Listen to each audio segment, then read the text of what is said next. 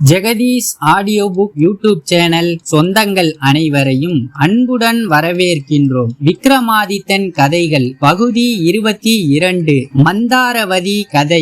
விக்ரமாதித்த மகாராஜன் மறுபடியும் வேதாளத்தை முருங்க மரத்தில் இருந்து பிடித்து கட்டிக்கொண்டு வரும்பொழுது அது பின்வருமாறு கதை சொல்ல ஆரம்பித்தது. யமுனா நதிக்கரையிலே பிரம்ம ஸ்தலம் என்று ஒரு பிரதேசம் இருக்கிறது. அங்கே அக்னி சுவாமி என்ற பிராமணன் ஒருவன் இருந்தான். அவன் வேதங்கள் முழுமையும் அறிந்தவன். அவனுக்கு மந்தாரவதி என்னும் அழகிய பெண் ஒருத்தி இருந்தாள். அவளை படைத்த பிரம்மனுக்கு அவனே படைத்திருந்த தேவமாதரின் அழகு கூட அவள் அழகுக்கு ஈடாக தோன்றவில்லை. அவள் பருவ வயதை அடைந்த சமயம் கன்யாபுஜத்தில் இருந்து அதே போல எல்லா அம்சங்களிலும் நிறைந்த 3 பிராமண இளைஞர்கள் வந்து சேர்ந்தார்கள். அவர்களில் ஒவ்வொருவனும் அந்த பெண்ணை தனக்கே மனம் செய்து கொடுக்க வேண்டும் என்று அவள் தகப்பனை வேண்டினான். அவளை வேறு யாருக்காவது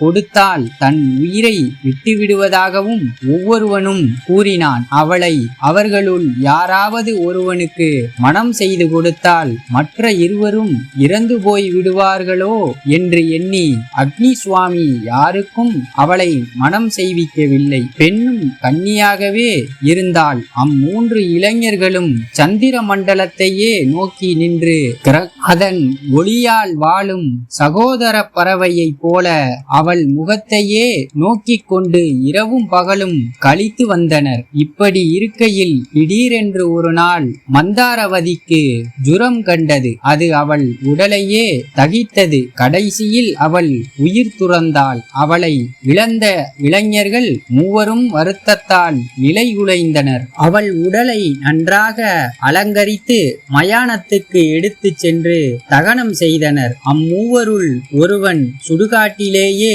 ஒரு குடிசை போட்டு கொண்டான். பிச்சை எடுத்து கிடைத்ததை உண்டு அவளை சுட்டு எரித்த சாம்பலையே படுக்கையாக கொண்டு காலம் கழித்து வந்தான். மற்றொருவன் அவள் அஸ்திகளை கொண்டு கங்கையில் சேர்ப்பிக்க போய்விட்டான். 3ஆமவனோ துறவியாக மாறி தேச சஞ்சாரம் செய்ய புறப்பட்டான். துறவியாக இருந்தவன் இவ்விதம் ஒவ்வொரு ஊராக சுற்றி வரும்போது வஜ்ரலோகம் என்னும் கிராமத்தை அடைந்தான். அங்கே ஒரு பிராமண வீட்டில் சாப்பிடச் சென்றான். அவன் சாப்பிடும்போது ஒரு குழந்தை அழ ஆரம்பித்தது. அதை சமாதானப்படுத்துவதற்காக செய்த முயற்சிகள் எல்லாம் வீணாகவே வீட்டுக்காரி கோபம் தாங்காமல் அந்த குழந்தையை தூக்கி நெருப்பில் எரிந்து விட்டாள். நெருப்பில் விழுந்தவுடனே குழந்தை வெந்து சாம்பலாயிற்று. விருந்தாளியாக வந்திருந்த துறவிக்கு இதை கண்டதும் மயிர்கூச்செறிந்தது.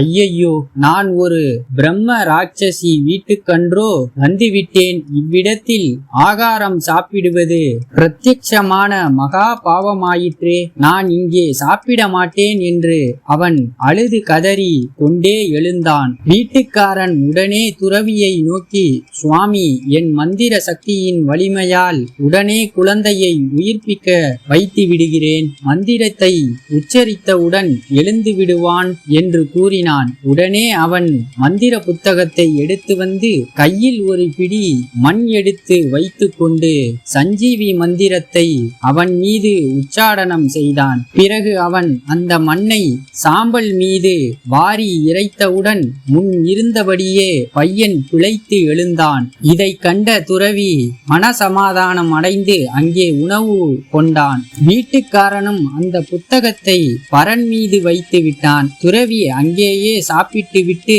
தங்கினான். நள்ளிரவில் பிராமணன் அயர்ந்து தூங்கும் போது மெதுவாக பூனை போல எழுந்து சென்று புத்தகத்தை எடுத்துக்கொண்டு வெளியே கிளம்பினான். துறவி அதை கண்டு தன் காதலியை உயிர்ப்பித்து விட வேண்டும் என்ற ஆசை அவன் உள்ளத்தில் பதிந்திருந்தது. வெளியே வந்த துறவி இரவு பகலாக நடந்து தன் காதலியை சுட்டு எரித்த மயானத்தை அடைந்தான். அங்கே சாம்பல் மீது குடிசையை கட்டி காலம் கழித்து வந்தவனை கண்டான். கங்கைக்கு சென்றிருந்தவனும் அச்சமயம் அங்கு அஸ்திகளை கொண்டு வந்திருந்தான். நண்பா, இந்த குடிசையை பிரித்துவிடு. அஸ்திகளை சாம்பலில் போட்டுவிட்டு என் மந்திர வலிமையால் சாம்பல் சாம்பலிலிருந்து மந்தாரவதி என்கிற பெண்ணை பிழைத்து விடலாம் என்று சொல்லி குடிசையை பிரிக்கச் செய்தான். பிறகு புஸ்தகத்தை பிரித்து மந்திர உச்சாடனம் செய்து பிடிமண்ணை எடுத்து சாம்பல் மீது வாரி இறைத்தான். மந்தாரவதியும் உடனே உயிர் பிழைத்து எழுந்தாள். அவள் உடல் உடம்போட்ட தங்கம் போல் ஜொலித்தது. இவ்விதம் பிழைத்தெழுந்த அவள் அழகை கண்ட மூவருக்கும் அவள் மீது தாங்க முடியாத மையல் ஏற்பட்டது. யார் அவளை மனம் செய்து கொள்வது என்பதை பற்றி அவர்களுள் பெரும் விவாதம் ஏற்பட்டது. ஒவ்வொருவனும் அவள் தன்னால்தான் பிழைத்தெழுந்தாள் என்று வாதாடினார்கள். என் மந்திர வலிமையால் தான் அவள் உயிர் பெற்றாள் என்றான் ஒருவன். புண்ணிய தீர்த்தங்களின் மகிமையாலேதான் அவள் உயிர் பெற்றெழுந்தாள் என்றான் அஸ்திகளை கொண்டு வந்தவன். ஆகவே எனக்குத்தான் மனைவியாவாள் என்று அவன் வாதித்தான். நான் தான் அவள் சாம்பலை காத்து வந்து அவளை பிழைக்கச் செய்தேன். ஆகவே எனக்கே உரிமை என்றான் மூன்றாம் அவன். இதை கூறிவிட்டு வேதாளம் கதை கேட்ட மகாராஜனே, இப்போது அவர்களுடைய விவாதத்தின் தீர்ப்பு என்ன? அவள் யாருக்கு மனைவி? ராஜனே, தெரிந்து கொண்டு சொல்லாவிட்டால் உன் தலை அநேக சுக்களாக சிதறிவிடும் என்றது. உடனே விக்ரமாதித்தன் பின்வருமாறு சொன்னான்.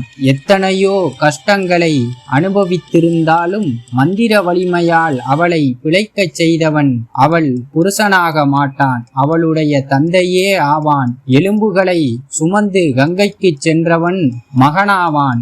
அவள் மீது கொண்டுள்ள ஆசையால் அவள் சாம்பலை விட்டு பிரியாமல் மயானத்திலேயே தங்கி தபசு செய்து அதனை தழுவி கிடந்தவனே அவள் புருஷனாவான். இவ்விதம் விக்ரமாதித்தன் தன் மௌனத்தை கலைத்து கூறிய உடனே வேதாளம் அவன் தோளை விட்டு கிளம்பி மறைந்து பழையபடி தன் இடத்திற்கே சென்றது. விக்ரமாதித்தனும் தபசிக்கு கொடுத்த வாக்கை நிறைவேற்றுவதற்காக அதை தேடி கிளம்பினான். மன உறுதி கொண்டவர்கள் தாங்கள் எடுத்த காரியத்தை உயிர் துறக்க நேரிட்டாலும் நடுவில் கைவிட மாட்டார்கள், செய்து முடித்தே தீர்வார்கள் அன்றோ? இந்த கதை தங்களுக்கு